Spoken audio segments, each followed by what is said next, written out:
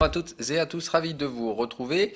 L'émission ce matin qui sera un petit peu rapide, tout simplement parce que tout se passe comme prévu. Donc il n'y a pas de raison de parler pour ne rien dire. On va faire un petit tour donc rapide des swings. Donc les trades swing ont été déclenchés hier. Attendez, je vais finir de mettre les codes couleurs. Nasdaq, ça a été vendu. Il me reste donc toujours à me positionner éventuellement sur un FTSE et sur du VIX. VIX que j'ai donc pas encore pris et je risque de le regretter. Mais pour l'instant, j'ai préféré ne pas me positionner. J'ai pris des ventes sur toutes les actions escomptées sauf Twitter qui pour l'instant ne remplit pas le... Enfin je sais même plus si je l'avais coloré ou non, mais celle-là il est clair et net qu'il ne faut pas la prendre et on va en parler ce matin. Enfin elle ne remplit pas les conditions d'une entrée dans le cadre de la stratégie, donc j'entre pas, c'est aussi simple que ça. On va voir ce qui se passera aujourd'hui pour les autres valeurs. Mais pour l'ensemble, à Wall Street, ça réagit comme escompté. Sur les Ethers et toutes les crypto-devises, c'est exactement ce qui se passait. Donc là, on ne va pas tergiverser 107 ans. Je vous avais donc dit, on va probablement échouer dans cette zone-là, celle que j'ai payée, sur le soutien haussier, c'est-à-dire ça tente, voilà. Et en attendant, tant qu'on ne cassera pas ça, on restera donc normalement dans un schéma de compression classique, de range. Donc on ne savait pas quelle forme ça prendrait. Ça semble prendre la forme d'un triangle, mais triangle qui fait suite à une impulsion haussière, donc plutôt un triangle qui devrait pour ma part sortir à la hausse. On verra, on n'en sait jamais rien sur un triangle. On a une petite target là qui n'a pas été atteinte, donc qui pourrait éventuellement l'être. Maintenant, ça me paraît quand même un petit peu compliqué dans ce schéma-là. Je pense que là, ce qu'on attend tout simplement, c'est de démarrer la vague 3 qui suivra la poursuite de cette première impulsion. Donc toujours pour moi, patience, invalidation. Peut-être si ça devait partir dans l'autre sens, mais ça dépendra des signaux, c'est-à-dire que je veux voir vraiment des patterns de stop se déclencher, puis un marché vraiment se dégrader derrière pour sortir de tout ça. Pour l'instant, j'ai toutes les raisons de penser qu'on va juste péter au nord, mais quid du timing? C'est pas moi qui fais le marché, et je ne sais pas quand est-ce qu'il décidera qu'il faut y aller ou non, et est-ce qu'il ira seulement, ça j'en sais rien. Donc les marchés classiques, c'est ce qui m'intéresse le plus en ce moment parce que c'est là que se trouve le timing. Donc FTSE, pourquoi je ne le prends pas pour l'instant? Parce que je n'ai pas d'informations suffisantes pour, à savoir, ici il pourrait très bien y avoir un rebond supplémentaire. Et puis c'est surtout que j'ai pas de structure graphique à traiter. Si ça c'est un ABC, c'est possible, hein. Voilà, dans tous les cas on serait beaucoup trop bas. Moi je ne prends pas un trade assez court à cet objectif là, c'est-à-dire alors qu'on est en train de se diriger, voire on est déjà sur les supports, je touche pas, voilà, ça m'intéresse pas. Donc s'il y a des replis ici, pourquoi pas, mais pour l'instant trop avancé en phase de baisse. Donc en fait c'est trop baissier pour que je puisse en prendre. Voilà, on est déjà dans les parties basses de canaux et tout des trucs comme ça. Donc interdiction formelle de se positionner sur un truc pareil. J'ai bien pris S&P, Dow Jones, Nasdaq, les trois en même temps. Pardon, je bois mon café. Et je les ai pris tous tout en haut. Ça faisait un moment que je ne m'étais pas tapé des perfectos. Mais là, c'est vraiment du vrai perfecto absolument parfait. Je vous ai envoyé la notice. Ah non, pardon. Moi, je l'ai envoyé là. Excusez-moi. On est allé un petit peu plus haut en fin de journée. C'est vrai qu'on a formé ce triangle à la con. Et je me doutais qu'on allait tenter la petite percée, mais je vous avais prévenu que sur le S&P 500, en une heure, on avait déclenché la pattern de stop, ce qui me laissait clairement à penser qu'on allait juste essayer d'aller chasser quelques stops au-dessus de ça. Voilà, la pattern de stop qui me laissait à dire, voilà, mettez pas une mèche au-dessus du sommet, c'est trop agressif, ça peut chasser un peu. Là, boum, gros signal, on a bien le signal de momentum qui arrive. C'est-à-dire là, ça, je vous rappelle, ça veut juste dire, si on est vraiment sur un niveau technique, c'est un signal de vente. Mais il faut que ça se produise sur quelque chose, sur un niveau, un Fibo, mais un niveau de prix horizontal. Ça nécessite donc en fait une vérification par vos soins du fait qu'on n'est pas au milieu de nulle part. Bon, ici, comme par hasard, le signal il arrive, on est ouf, on est pile sur 100% d'extension des premières vagues ici. Donc bon, moi tout m'invite à penser que ce truc-là, c'est juste pas anodin, c'est pas par hasard, on échoue sur une zone technique. En plus de ça, on est sur les overlaps des premières vagues ici, là. Donc il y a vraiment tout ce qu'il faut pour y aller, en tout cas prendre des ventes, les sécuriser, et puis Inch'Allah, pour le reste, on verra bien ce qui se prépare. Voilà, moi pour l'instant, ça a été vendu, et je vous dis, derrière, je sais pas trop dans quel contexte on va pouvoir vendre ce truc. Je surveillais des UT jusqu'au daily. En daily, pour l'instant, il n'y a pas de signaux, mais ce que je vois, c'est que c'est ce que je voulais voir, on a déjà cassé le plus bas de la journée précédente. Sur le futur, on va voir maintenant si le cash nous fait la même cet après-midi. 8 heures, il n'y a pas de signaux. c'est pas grave, mais on va regarder quand même. Voilà, 8 heures, de toute façon, on n'est pas dans un contexte. Alors, si, il y a un signal, mais un signal sur le canal de tendance. D'accord? Donc ça, attention, je vous rappelle que ces signaux-là, ça veut dire qu'on peut exploiter la tendance baissière sur le time frame 8 heures, mais que pour le positionnement, ça ne se fait pas en 8 heures. Mais là, en gros, le premier time frame sur lequel on a un signal exploitable, en tout cas dont l'information fait du sens, c'est 8 heures. Donc baissier en 8 heures, ça veut dire normalement un cycle de vente, c'est 15 bougies. C'est-à-dire là, normalement, on devrait se taper 15 bougies vendeuses en 8 heures, c'est-à-dire on devrait rester vendeur jusqu'au 23 janvier. Ça, c'est pour le premier cycle vendeur. Généralement, il y en a 3. C'est-à-dire que ça met en général 45 bougies pour atteindre les objectifs. 40 à 50 bougies. Donc là, ça veut dire 50 bougies normalement pour un cycle vendeur, c'est-à-dire la réinstallation d'une tendance baissière sur 50 bougies 8 heures. Bon. Ça fait 24 jours, ça veut dire un mois de baisse. Et puis derrière, on verra bien où ce mois de baisse peut nous amener. Le minimum, normalement, c'est de revenir tester le canal de tendance haussier. Donc normalement, là, on a des signaux vendeurs jusqu'à une unité 8 heures, et puis c'est pas un petit signal vendeur, c'est un exit. Voilà. Exit sous résistance, il y a la totale. Hein. Donc normalement, ici, il faut des stops qui soient dimensionnés par rapport à des tailles de position, par rapport à des time frames 8 heures. Donc moi, en général, et je vous donne cette astuce, pour certains me demandent, j'ai du mal à placer mes stops, à trouver la distance et tout ça. Il y a une règle toute simple. Si vous avez du mal, c'est-à-dire à trouver un stop graphique, il y a une règle toute conne, vous prenez cet outil qui s'appelle l'ATR, d'accord, ATR. Alors, par contre, avec un clavier français, ce sera mieux.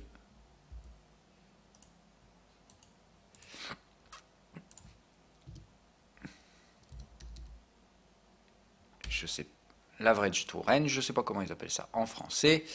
Et vous prenez simplement la valeur. Donc là, par exemple, je vais vous dire, c'est 28. Et en fonction de ça, voilà, si vous êtes agressif, le minimum c'est 2 ATR en stop.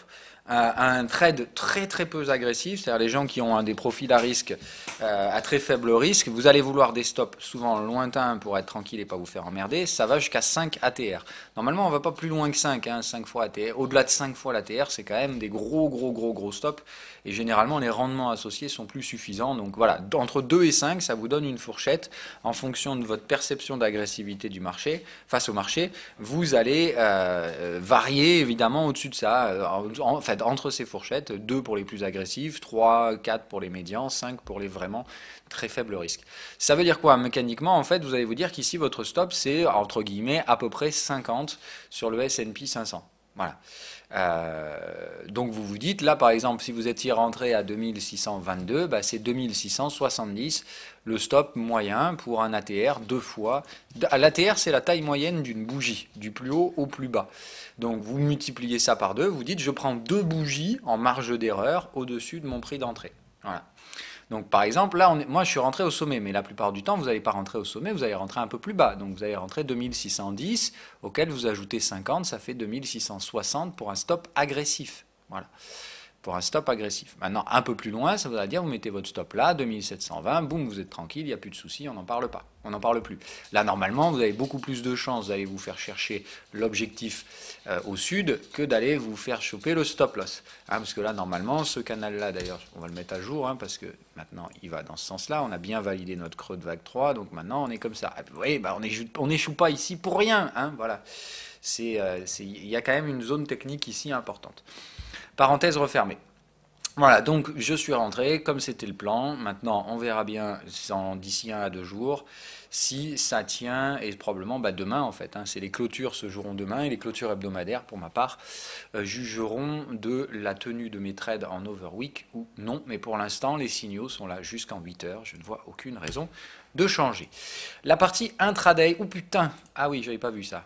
Ok, eh ben, ouais, en plus je vous fais l'analyse, j'ai même pas encore ouvert le compte ce matin, je sais même pas où on en est, mais là je peux vous dire que je vais être très content d'ouvrir le compte ce matin, puisque donc la UDNZD sort de sa léthargie, nous déclenche une belle vague 3, et c'est pas pour me décevoir.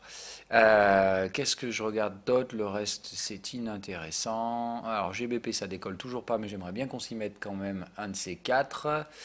Il y a eu 2-3 petites rumeurs hier à voir. Donc voilà, je surveille le VIX. Allez, on va parler VIX parce que c'est la seule chose que je vais faire aujourd'hui. Après, mon petit est malade, je fais pas d'intraday les gars. Voilà, je vous le dis direct, donc je vais pas vous faire de présentation intraday ce matin d'un truc que je traderai pas parce que c'est pas ma politique. Donc ici, VIX. On ralentit, alors je pense qu'on va se remettre en 1 heure, voilà, c'est là où on le voit bien. Je vous ai partagé ce graphique hier, c'est juste absolument magnifique le pilotage complètement algorithmique du VIX.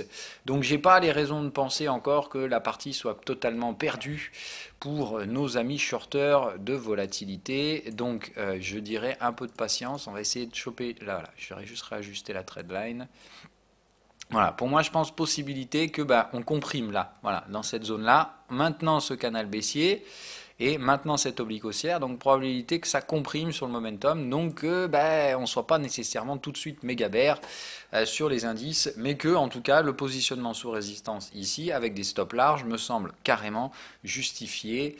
Maintenant c'est plutôt, j'ai envie de dire, le pricing de la volatilité dans les prochaines semaines, dans les prochains jours surtout, qui va définir en fait la structure de cette résistance.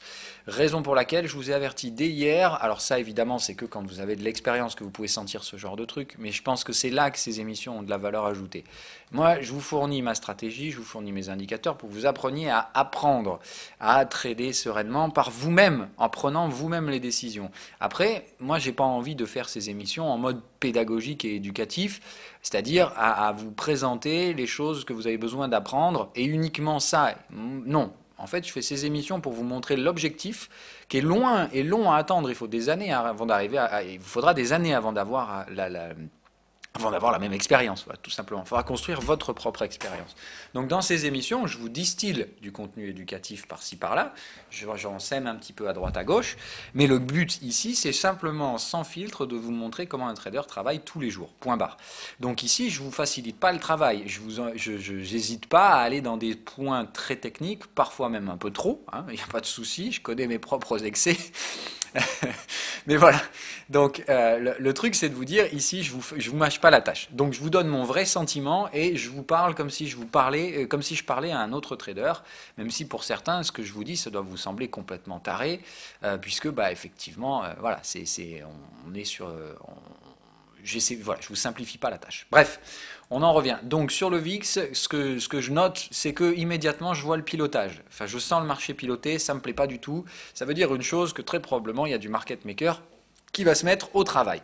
Donc le market maker au travail, ça veut dire quoi? Ça veut dire qu'il voit probablement qu'il y a beaucoup de demandes vendeuses dans le marché, et du coup, il va faire quoi? Eh bien, il va market maker la zone. C'est-à-dire que je m'attends à ce qu'on se fasse piloter comme des teubés, c'est-à-dire vous prenez votre S&P 500, et vous vous dites, ok, si la zone de vente, c'est tout ça. Pour moi, c'est 2006, ce que je vous avais dit. On va dire ici, voilà, 2600, 2676. Pour moi, c'est là, ici, que ça se vend. On touche, on est rentré dans la zone de vente, on teste le premier niveau. Attention, il y en a plein d'autres. Donc le truc, c'est de se dire, moi, je commence à voir des signes qui font que je sens qu'on va se faire market maker. C'est-à-dire qu'ils vont essayer de tenir ça et essayer de grinder soit au nord, soit essayer de maintenir et de former un triangle ici. Mais tout ce que je vois direct, c'est que ça ne veut pas baisser. Voilà. Si ça devait baisser, on n'aurait pas ces structures-là sur le VIX. Y a plein de trucs qui m'invitent à penser qu'on se prépare à nous lessiver les neurones. Donc il va falloir que vous soyez très très très patient et que vous soyez conscient que dans ces contextes de market making, la technicité, elle est moindre. C'est-à-dire que là, vos signaux d'indicateurs à court terme, vous les enlevez. Pour moi, là, trader en dessous de 15 minutes, c'est impossible. Et j'ai même envie de dire, si vous ne voulez pas vous faire baiser la gueule, essayez plutôt de vous mettre en horaire. Je sais, c'est chiant, parce que du coup, qu'est-ce qu'on fait pendant ce temps-là? Si on ne peut pas faire d'intraday, voilà, des fois, il vaut mieux rien faire que de vous faire lessiver la tronche. Je pense tout simplement que tout ce qui se produira en dessous de 15 minutes, 1 heure, sera du pur piège à con. Voilà, c'est-à-dire le market maker, lui, il s'en branle de savoir si Ishimoku passe là, de savoir si le momentum est acheteur-vendeur, il s'en branle. Lui, il prend la liquidité qui lui arrive et il dit, ok, vous voulez tous faire ça, eh ben on va faire le contraire, comme ça on vous pète la tranche d'abord, et puis je me positionnerai mieux, je me positionnerai sur vos pertes. Donc, quelle est la différence entre un trade en 1 heure et un trade en 5 minutes? Je vous laisse réfléchir 2 secondes pour que vous compreniez le processus de pensée qui m'invite à vous dire, ne faites pas d'intraday en ce moment, et raison pour laquelle je ne vais pas en faire non plus. Voilà, réfléchissez une seconde. 5 minutes, 1 heure, la différence c'est quoi? Ben, c'est tout simplement la taille du stop loss. Voilà, c'est-à-dire qu'en 5 minutes, votre stop loss il va être dimensionné sur des time frames 5 minutes. Comme on disait tout à l'heure, si vous ne savez pas les dimensionner, vous utiliserez un ATR. Mais la taille d'une bougie 5 minutes est clairement pas la même que la taille d'une bougie 1 heure. Donc, un ATR 1 heure et un stop dimensionné en horaire sera beaucoup plus large qu'un stop en 5 minutes. Ça donnera donc beaucoup plus de probabilité à votre scénario de ne pas se faire péter le stop. Et la seule chose qu'il faut faire dans un marché à market maker, c'est éviter d'être la proie du market maker, parce qu'il gagnera toujours. C'est clair, c'est clair. Maintenant, vous pouvez gagner avec lui, si vous êtes dans le bon sens, mais que vous êtes suffisamment bien positionné pour ne pas vous faire market maker. Par contre, si vous êtes dans la masse, pire, si vous prenez des prix de merde, vous allez vous faire démonter tout le temps. Donc quand vous tradez, soyez très rigoureux, c'est vraiment, vraiment la base. Pas trop agressif, parce que là, en général, dans le market making, l'agressivité ne paye pas, puisque être trop agressif, ce sera le stop loss. Être un peu trop agressif, bah, vous allez juste stresser, et puis en fait, vous auriez pu avoir de bien meilleurs prix avec un peu plus de patience et de rigueur. Et puis, bah, surtout, éviter les time frames de court terme, puisque ce sont ceux qui sont le plus facilement manipulables. Donc là, vous savez qu'on est dans une grosse zone de, allez, 2 à 3% sur le S&P, pardon, c'est même plus que ça. Voilà, enfin, c'est 3% dans lesquels ça peut... 3% pour un market maker, c'est que dalle. Même si c'est un énorme marché, le S&P 500, ça se fait. Ils vont juste aller manipuler un peu à gauche, un peu à droite, et en fait, ils vont fausser le pricing des actions. Comment ils font ça? Bah, c'est ce qu'ils font habituellement. Ils manipulent le gold et ils manipulent le VIX. C'est les manipulations qu'on a vues à l'œuvre l'année dernière, et elles continuent donc toujours. Maintenant, attention, maintenant qu'on est dans un marché baissier, ceux qui jouent ce jeu dangereux, évidemment, ils vont y laisser des dents s'ils ne sortent pas au bon moment. Donc, soyez prudents, la seule chose, je maintiens donc, les stops doivent rester larges, je sens que ça pue la merde devant et je ne veux pas faire partie de ceux qui se feront dégager. Par contre, je pense et je maintiens que pour moi les indices sont baissiers et qu'on risque de retrouver une réaction vendeuse sur cette résistance. Mais avant de la trouver, est-ce qu'on va essayer de vous péter un peu les couilles? Franchement, je pense que oui. Est-ce qu'on a trouvé peut-être un support ce matin? J'ai raison de penser que oui également, et que en fait c'est hier on vend, ici ça gère le risque, et voilà. Si ici il n'y a plus assez de vendeurs, on va aller casser au nord, et puis on reportera cette amplitude-là, c'est-à-dire qu'on ira chercher le niveau suivant, 2650 par exemple, pourquoi pas. Donc qu'est-ce qu'on fait par rapport à ça? Je ne sais pas, j'ai pas de formule toute faite à vous donner. Moi je vous dis soit cette tendance à la con continue de s'installer de manière pilotée, hein, c'est-à-dire c'est complètement piloté par la volate, par des trucs comme ça, et on essaie de monter comme ça, enfin on essaie d'empêcher la baisse, voilà. Le but c'est d'empêcher la baisse pour installer un sentiment haussier, mais en fait il n'y a rien du tout, c'est juste que c'est market maker, et puis d'un coup ça va s'écrouler, hein. La réciproque de ces manipulations, c'est ce que vous avez connu en février, et des trucs comme ça, c'est-à-dire quand ça va décrocher fort, parce que toute cette partie-là, elle aura juste été pilotée sans aucun sens. Alors, entre guillemets, vous vous dites, on va faire un truc comme ça va grinder, une petite tentative ici, et boum, voilà. Le truc, c'est ça. Si on market making, enfin, si on fait du market making là-dedans, il va y avoir beaucoup de pilotage dans les deux sens, à l'achat, à la vente. Et le market maker, il va juste essayer de vous piloter la gueule. C'est-à-dire qu'on peut très bien avoir un truc comme ça vient là, hop, ici on vient casser le support, tout le monde pense qu'il faut y aller vendeur, et ben non, boum, je te pète les stops et on y va après. Ça, c'est typique du market making. Le market making, il va juste vous baiser la gueule, hein. Il va tout faire pour que vous ayez envie de prendre une position, puis si vous la prenez, il ira vous péter le stop derrière et il ira évidemment vendre votre stop. Voilà, bref, donc n'essayez pas trop de rationaliser ce qui va se passer dans la zone. Moi, ce que je constate, c'est donc que pour l'instant, soit on continue de décrocher, on ressort et on recasse le support des 2006, c'est réglé, on en a fini avec cette histoire, soit ça passe pas ici, on relance une nouvelle fois. Dans ce cas-là, moi pour ma part, la vente que j'ai pris hier, comme j'ai un perfect price, je sors à break-even et je re-rentrerai plus tard. D'accord? Pour moi, on ne doit pas revenir chercher cette zone-là. Si on revient la chercher, c'est qu'on va essayer d'aller chasser au-dessus de ce merdier. Et dans ce cas-là, je laisserai passer. La prochaine zone à stop, elle est au-dessus de 2642. Donc j'ai envie de dire, si on remonte, c'est pour aller péter du stop à 2642, 3, 4, 5. Et c'est donc par là que je me repositionnerai en intraday. Pour l'instant, je ne sais pas, donc je ne vous fais pas d'émission intraday, mais vous savez où je vais surveiller. Je ne pense pas que ce soit pour aujourd'hui. Ça, c'est probablement, si on arrive à tenir ce support-là et à finir la semaine pas trop mal demain, c'est probablement ce qu'on va se garder pour la semaine prochaine. Ok? Donc, gardez cette zone-là en tête. Dites-vous, si ça passe pas ici, on va essayer d'aller chasser sous le contexte, probablement la semaine prochaine, au-dessus du contexte. Si là, on parvient à casser le support ou à se maintenir sur le support, puis à le casser d'ici demain, là, c'est gagné et théoriquement, on ira viser dans un premier temps tous les niveaux de Fibonacci, 23,6 ici dans un premier temps, puis 38,2 et ainsi de suite. Voilà. Moi, de toute façon, je vise une extension baissière, mais en deux vagues. Je vous rappelle que le schéma, il faut toujours avoir un schéma pour construire vos mouvements. Donc j'attends qu'on réagisse baissier dans cette zone et je m'attends normalement à deux phases de baisse. Une première qui reviendra normalement chercher ici, hein, cette zone de faible volume, 2520. Je m'attends derrière un rebond assez profond, type 61-76 de retracement. Probablement revenir tester la même zone de vente qu'on est en train de travailler maintenant, laquelle suivra normalement une deuxième vague de baisse. Et c'est celle-là, je ne sais pas où elle ira. D'accord ? Celle-là, soit elle s'arrête par là, d'accord ? Et dans ce cas-là, on aura une nouvelle vague de hausse au courant de l'année derrière, d'accord? On fait ABC, on maintient le support et on repart chasser la deuxième zone de vente. Deuxième option, ici on va s'envoyer la 5, on va casser la vague 3 ici, avec donc un schéma 1, 2, 3, 4, 5.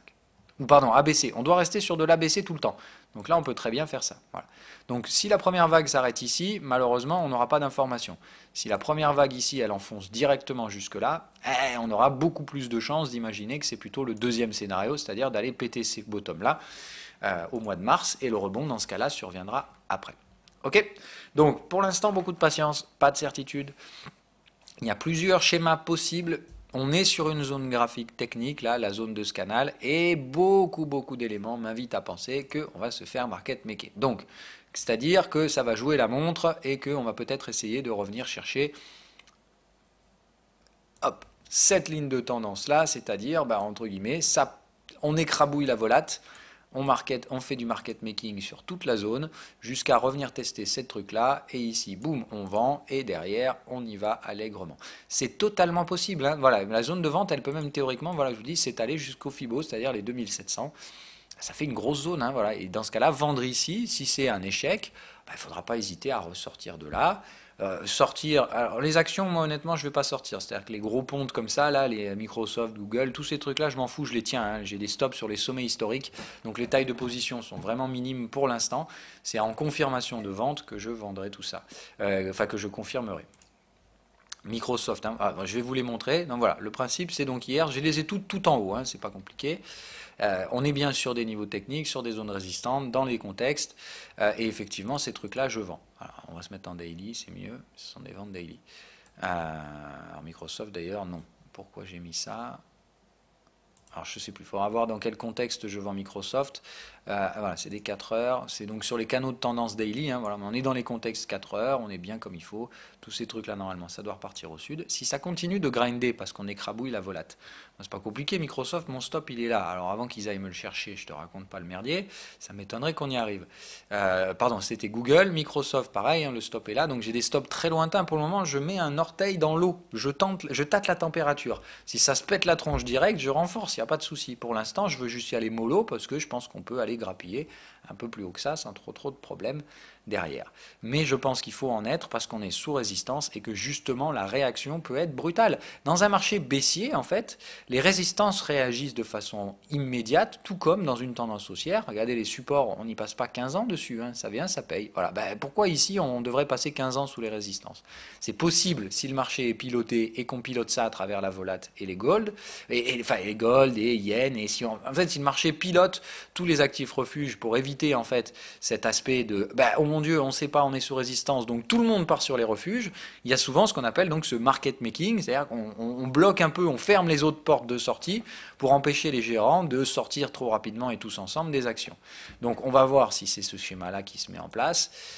Moi j'en sais rien, mais je vois les prémices de ce schéma se mettre en route. Donc prudence, et donc moi je diminue les tailles de position, j'augmente les stops parce que l'incertitude règne dans ma stratégie pour l'instant, et tant que j'ai pas de validation sur les prix, donc je part sur le principe que je m'attends à voir ce market making débarquer dans les prochains jours et les prochaines semaines. Donc peut-être un mois de market making avant, quoi qu'il arrive, de retrouver la baisse. Hein. Voilà.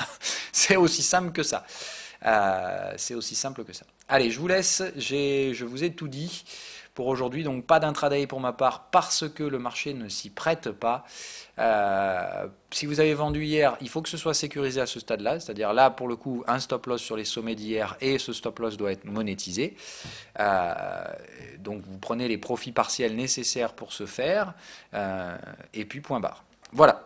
Allez, je vous souhaite une bonne journée et on se voit demain pour la clôture de la semaine, voir un petit peu comment se sera profilée cette journée. Aujourd'hui, c'est intéressant, mais malheureusement, je n'ai pas de schéma graphique qui me permette de profiter d'un avantage statistique, donc je fais que dalle, c'est-à-dire je regarde. C'est intéressant, je vais vraiment regarder, mais je ne ferai probablement rien de plus que ce qui a déjà été fait.